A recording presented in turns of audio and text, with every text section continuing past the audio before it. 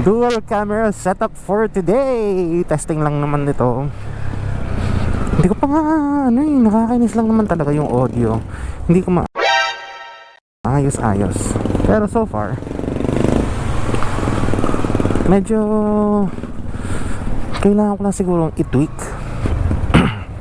yung mismong anong tawag mo dito, yung mismong audio ko. Kunwari ganyan, naka-close yung yung visor ko. For sure may mga makakaano niyan, may mga kapansin niyan na ang lakas ng pick up ng audio ko. To be honest, yes, ang lakas nga ng pick up ng audio ko pa, na minsan nakakaroon ng static. Kaya medyo naano rin ako. Yung alam niyo yun, yung tipong na ako conscious din ako sa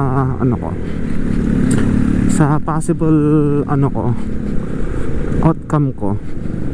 Pero so far dalawa nagre-record. Sinigurado ko na lang kasi baka mamaya mali na naman ako ng mismong so far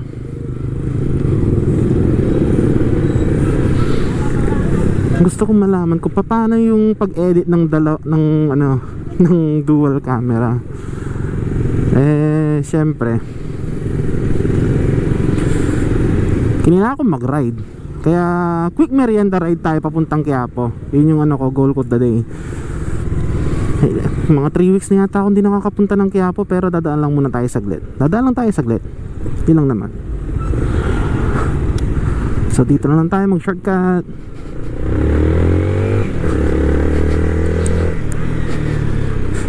Yeah, sa akin lang din is but you say nagkaroon ako ng dalawang kamerang setup.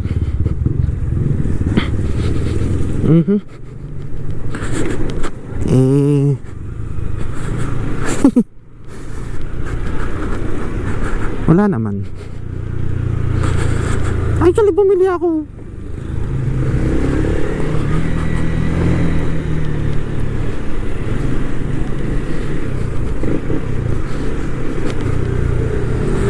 Basta dual camera setup tayo. Para makita kung ano maging ko.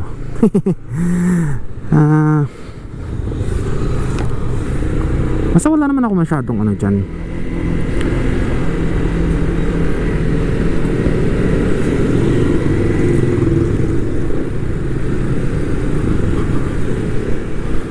Tinaas ko na nga kasi baka mamaya nakayuko pala.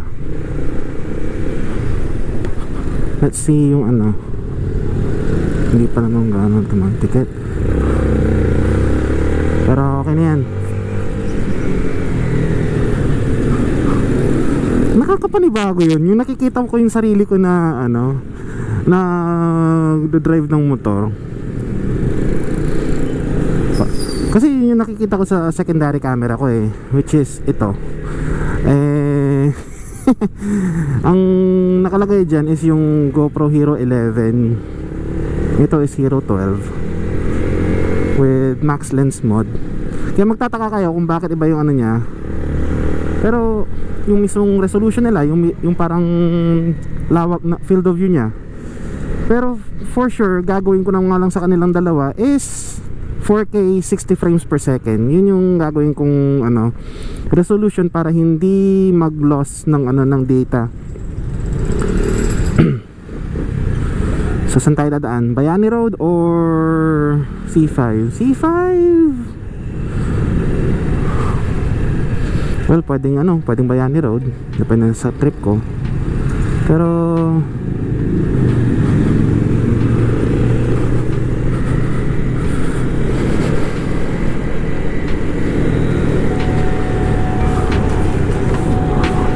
C5? Nope, Bayani Road.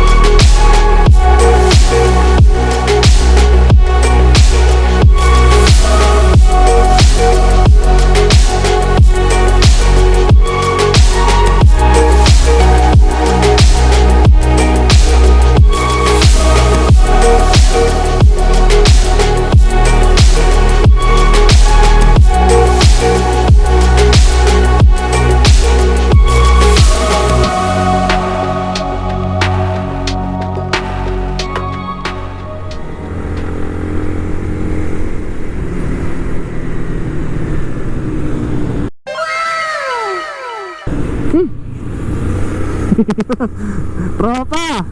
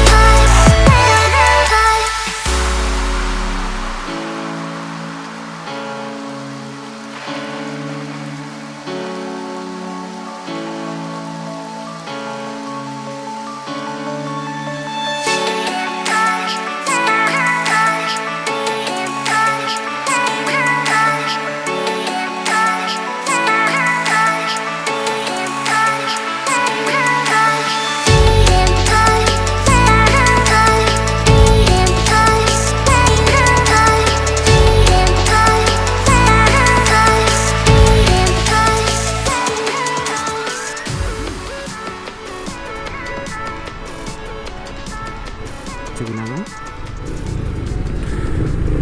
Daan muna tayo dito sa may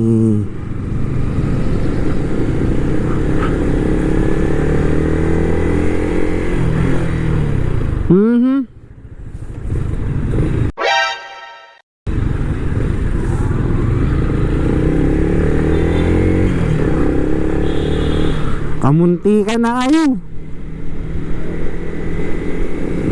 Ayaw magpabigayan ng mga tao. So we're here at Quiapo. Ito yung Muslim area eh.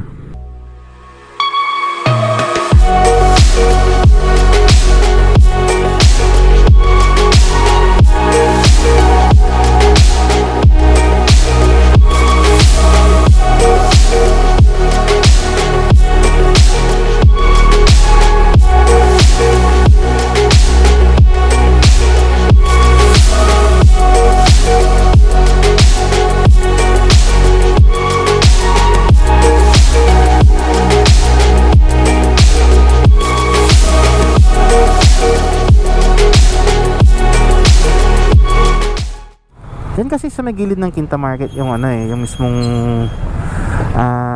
bilhan ng mga ano ba yun? Mga palabok. Yan yung kay Aling Dada, yan. Thank you. Okay. Paano pag bibili lang? Take out lang po. Oo. Ayun. So 50 pesos parking pag motor. Pero syempre, take out nga lang naman tulad ng sabi ko.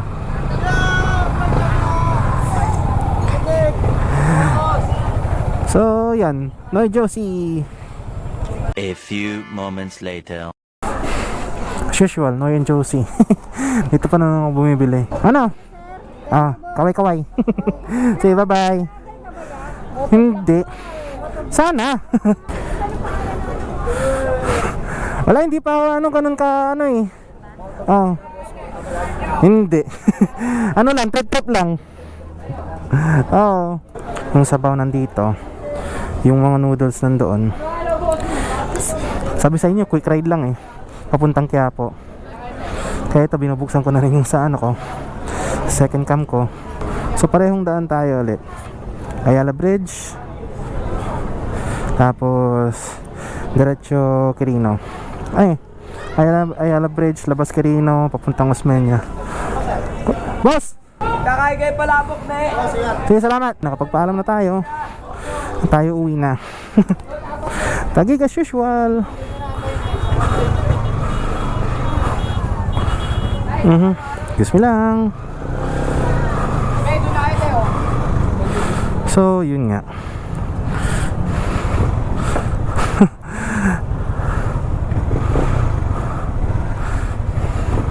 Excuse me po. Tikiran lang. Thank you.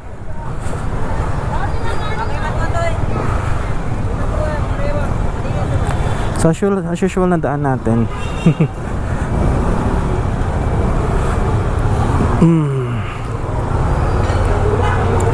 Inatake ako ng acid reflux.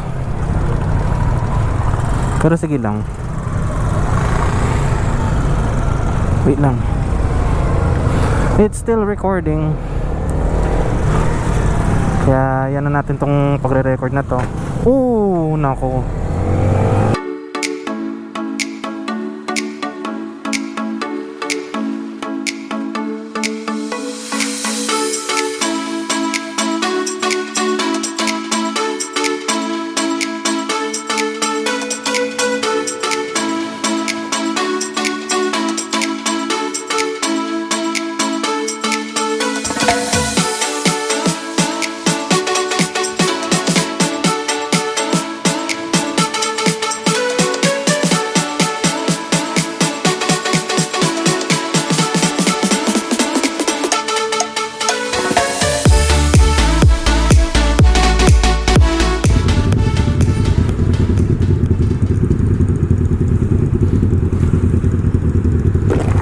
Versus 1,000 sir?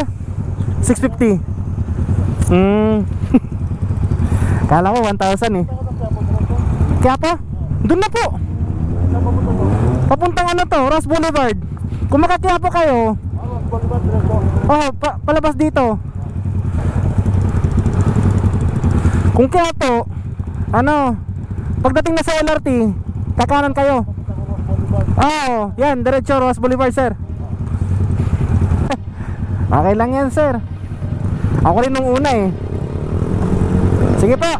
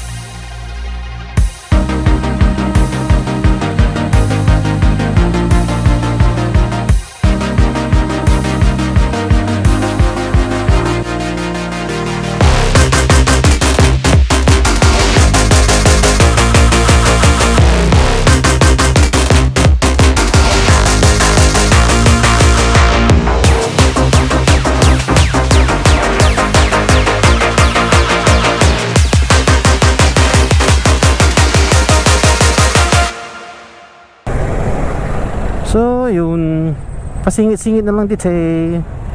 Tapos doon tayo dadaan sa may service road.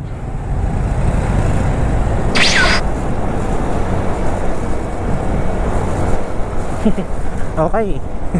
So ayun na yung natin, yung quick ride natin, merienda ride kanga.